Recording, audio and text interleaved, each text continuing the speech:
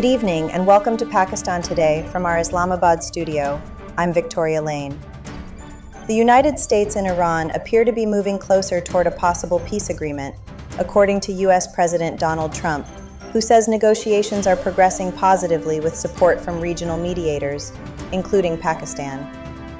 Speaking on the ongoing diplomatic efforts, Trump expressed hope that a final agreement could prevent Iran from obtaining nuclear weapons and help stabilize the wider region.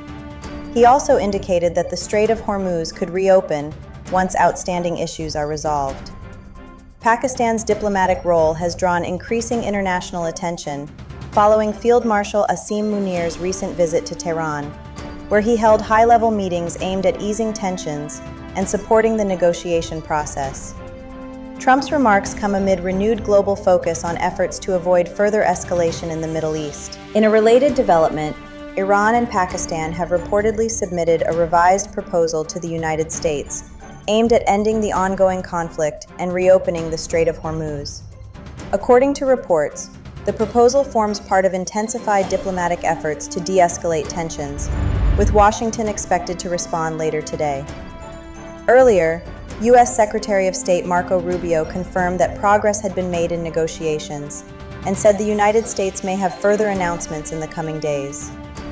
Pakistan's military says Army Chief Field Marshal Asim Munir's visit to Tehran has produced progress toward what it described as a final understanding in mediation efforts surrounding U.S.-Iran tensions. According to the ISPR, the visit was short but highly productive, involving more than 24 hours of talks with Iranian leadership, including President Masoud Pezeshkian, Parliament Speaker Mohammad Bagher Ghalibaf, Foreign Minister Abbas Araghchi, and Interior Minister Eskandar Momeni.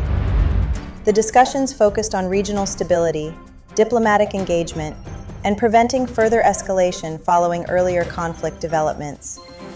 Pakistan says the consultations helped accelerate diplomacy toward a broader settlement, while Iranian officials praised Islamabad's role in facilitating dialogue between Tehran and Washington during fragile ceasefire conditions and ongoing nuclear-related negotiations. For more on Pakistan's diplomatic engagement, we go to our Islamabad correspondent, Sarah William. Thank you, Victoria. Officials here in Islamabad say Pakistan's leadership is continuing back-channel diplomacy with both regional and international stakeholders as negotiations move forward. Sources indicate that recent engagements with Tehran were aimed at building trust and reducing the risk of military escalation in the Gulf region. Analysts believe Pakistan's growing role reflects its strategic ties with both Iran and the United States, as well as its interest in maintaining regional stability and secure trade routes. Diplomatic observers also note that any reopening of the Strait of Hormuz could significantly ease pressure on global energy markets and regional shipping activity. Back to you, Victoria.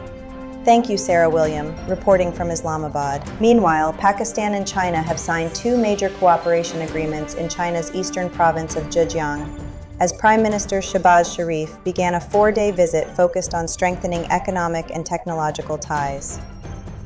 During a meeting in Hangzhou with Zhejiang Communist Party chief Wang Hao, both sides agreed to establish a sister province partnership between Punjab and Zhejiang, along with a China-Pakistan Joint Technology Research Center at Hangzhou Normal University.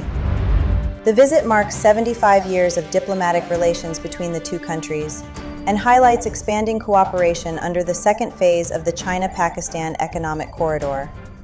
The latest agreements focus on the digital economy, green development, and industrial collaboration. Prime Minister Sharif is also expected to meet Chinese President Xi Jinping and Premier Li Qiang in Beijing to discuss regional security and broader strategic cooperation.